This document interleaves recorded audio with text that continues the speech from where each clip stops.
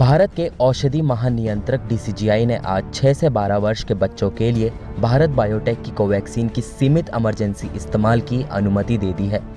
DCGI ने vaccine निर्माता के प्रतिकूल घटनाओं के डेटा सहित सुरक्षा डेटा को पहले 2 महीने में हर 15 दिनों में उचित विश्लेषण के साथ पेश करने का निर्देश भी दिया। स्वास्थ्य मंत्री मनसुख मंडाविया ने ट्वीट कर जानकारी दी, जिसमें उन्होंने लिखा है कि भारत की कोविड से लड़ाई अब और अधिक मजबूत हो गई है।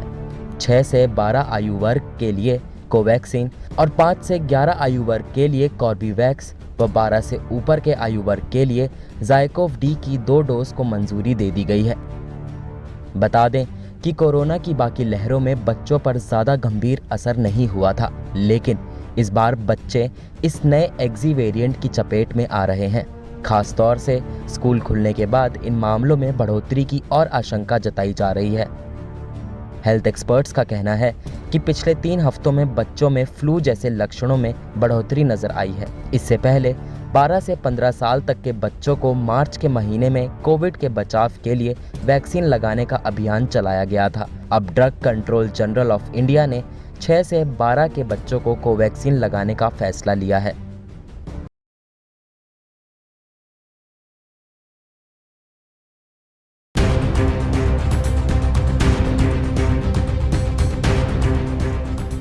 चुनाव रणनीतिकार प्रशांत किशोर कांग्रेस में शामिल नहीं होंगे।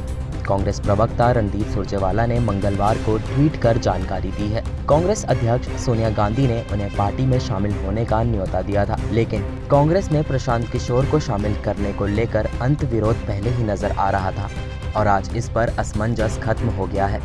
हालांकि इंडियन पॉलिटिकल एक्शन कमेटी का तेलंगाना राष्ट्र समिति के साथ किया गया गठजोड़ भी दोनों के बीच वार्ता टूटने की अहम वजह माना जा रहा है। खबरों के मुताबिक प्रशांत किशोर ने स्वयं ये घोषणा की है कि वो कांग्रेस में शामिल नहीं होंगे। खबरों के मुताबिक चुनावी रणनीतिकार प्रशांत किशोर ने कांग्रेस के अधिकार प्राप्त कार्य समूह यानी एम्पवर्ड एक्शन ग्रुप में शामिल होने के प्रस्ताव को ठुकरा दिया है। इस कार्य समूह को 2024 के अहम चुनाव के मद्देनजर राजनीतिक चुनौतियों को ध्यान देने के लिए गठित किया गया था। रणदीप सुरजेवाला ने मंगलवार को ट्वीट कर बताया कि प्रशांत किशोर ने स्वयं कांग्रेस में शामिल होने से इनकार कर दिया है।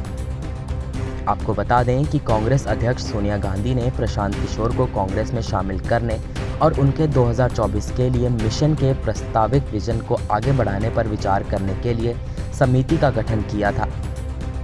इस 13 सदस्यीय समिति ने अपनी रिपोर्ट कांग्रेस अध्यक्ष को सौंप दी थी। कांग्रेस नेताओं की सोमवार को इस पर बैठक भी हुई थी। कांग्रेस महासचिव प्रियंका गांधी समेत कई नेता प्रशांत किशोर को कांग्रेस में लाए जाने के पक्ष में थे, लेकिन दिग्विजय सिंह समेत तमाम नेताओं ने इसको लेकर अपनी आशंकाएं जाहिर की थी।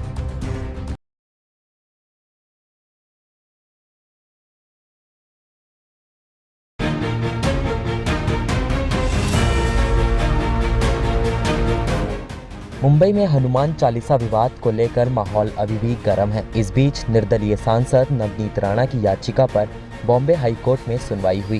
ये याचिका उन पर दर्ज दूसरी एफआईआर के खिलाफ दायर की गई थी। कोर्ट ने ये याचिका खारिज कर दी है और साथ ही उन्हें फटकार भी लगाई है। हालांकि बॉम्बे हाई कोर्ट ने खार थाने में दर्ज दूसरी एफआईआर मामले में सांसद नवनीत राणा और उनके पति रवि राणा को राहत दे दी है। इस मामले में उनकी गिरफ्तारी नहीं होगी। अदालत ने ये कहते हुए याचिका को खारिज कर दिया कि कानून और व्यवस्था के बिगड़ने की आशंका को राज्य में उचित ठहराया गया था। कोर्ट ने कहा कि जितनी बड़ी पावर होती है उतनी ही बड़ी जिम्मेदारी होती है। बता दें कि नवनीत राणा ने बॉम्बे हाई कोर्ट का दरवाजा खटखटाया था। उन्होंने आईपीसी की धारा 353 के तहत दर्ज एफआईआर को रद्द करने की याचिका दायर की थी। हालांकि अब याचिका हाई कोर्ट से खारिज हो चुकी है। पुलिस ने सांसद नवनीत और रवि राणा पर धारा 153A यानी धर्म के आधार पर 2 समूहों के बीच दुश्मनी को बढ़ावा देने के मामले में गिरफ्तार किया था। बाद में पुलिस ने राणा दंपत्ति पर धारा 353 के तहत एक और केस दर्ज किया था।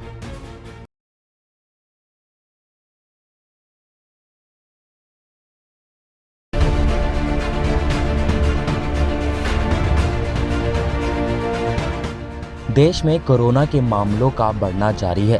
पिछले 24 घंटे में कोरोना के 2483 नए मामले मिले हैं। फिलहाल देश में संक्रमण दर 0.55% है। वहीं एक्टिव मरीजों की संख्या 15,636 हो गई है। भारत में पिछले 24 घंटों में 1,970 लोगों ने कोरोना को हराया है। आज कोरोना के केस सोमवार के मुकाबले कुछ कम सामने आए हैं।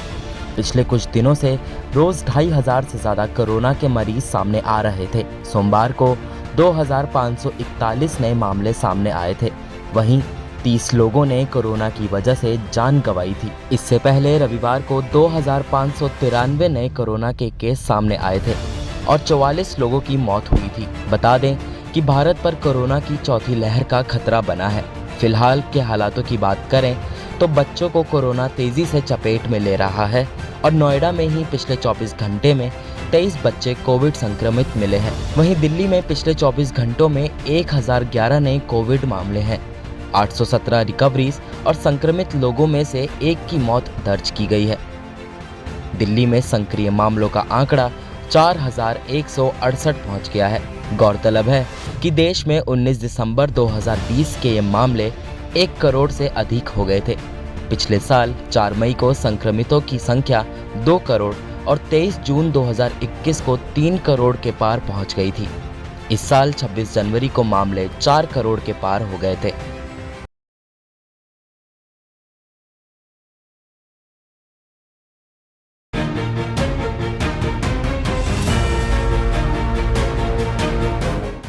महाराष्ट्र में इन दिनों सियासी उबाल अपने चरम पर है। पिछले कुछ दिनों से हनुमान चालीसा पर विवाद जारी है। इस दौरान हनुमान चालीसा पर महाराष्ट्र की सियासी लड़ाई आज दिल्ली पहुंच गई है। किरीट सौम्या पर हमला मामले में बीजेपी का प्रतिनिधिमंडल आज दिल्ली पहुंचा। सभी पार्टी नेताओं ने दिल्ली में गृह सचिव से मुलाकात की और महाराष्ट्र में किरीट सौम्या पर हुए हमले का ब्यौरा दिया। बता दें कि महाराष्ट्र में हनुमान चालीसा पर जंग छिड़ी हुई है। अकेले राणा दंपत्ति ही नहीं, शिवसेना और बीजेपी के बीच लड़ाई भी आर पार की है। शनिवार रात बीजेपी नेता किरीट सौम्या पर हुए हमले के बाद अब सियासी रण और धारदार हो गया है। किरीट सौम्या पर हमले को लेकर आज बीजेपी के डेलीगेशन ने केंद्रीय गृह सचिव से मुलाकात की। धमकियां दी जा रही है, जिंदा दफनाने की भाषा मुख्यमंत्री जी उनके प्रवक्ता कर रहे हैं। इसके बारे में और भी शिकायतें यहाँ पर आई है, ऐसा ध्यान में आया है। आज हमने ऐसे 7 एग्जाम्पल होम मिनिस्ट्री को दिए हैं। सिर्फ विषय किरीट सौम्या का नहीं है, विषय नेवी ऑफिसर से लेकर एक झुग्गी झोपड़ी में रहने वाले व्यक्ति का मुंडन किया जाता है। नेवल ऑफिसर के घर में शिवसेना के गुंडों उद्धव ठाकरे के कहने पे जाके मारते हैं। मनसुख हिरन की उद्धव ठाकरे के नियुक्त किए हुए 2 पुलिस ऑफिसर सुपारी लेकर हत्या करते हैं। वहीं बीजेपी नेताओं पर हो रहे हमलों के मामले को भी केंद्रीय गृह सचिव के सामने उठाया गया। किरीट सौम्या ने बताया कि महाराष्ट्र में बीजेपी के सांसदों और विधायकों को धमकी दी जा रही है। बीजेपी के प्रतिनिधिमंडल ने केंद्रीय गृह सचिव से मांग की कि एक टीम मुंबई भेजी जाए और इन मामलों की जांच करवाई जाए। किरीट सौम्या जिसको Z कैटेगरी सिक्योरिटी केंद्र सरकार ने दी है, उनको पुलिस स्टेशन के परिसर में पुलिसों के उपस्थिति में उनके सहकार्य से 70-80 शिवसेना के गुंडे उनका जान लेने का प्रयास करते हैं। आपको बता दें, कुछ संदिग्धों ने शनिवार देर रात बीजेपी के पूर्व सांसद किरीट सौम्या की गाड़ी पर हमला कर दिया था, जिसमें वह घायल हो गए थे। घटना आधी रात से कुछ पहले की है, जब सौम्या गिरफ्तार नवनीत राणा और उनके पति रवि राणा से मिलने गए थे। राणा दंपत्ति ने महाराष्ट्र के मुख्यमंत्री उद्धव ठाकरे के आवास के बाहर हनुमान चालीसा का पाठ करने का ऐलान किया था, जिसके बाद उन्हें गिरफ्तार कर लिया गया था।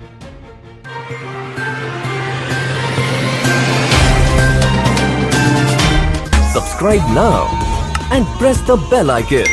Never miss an update.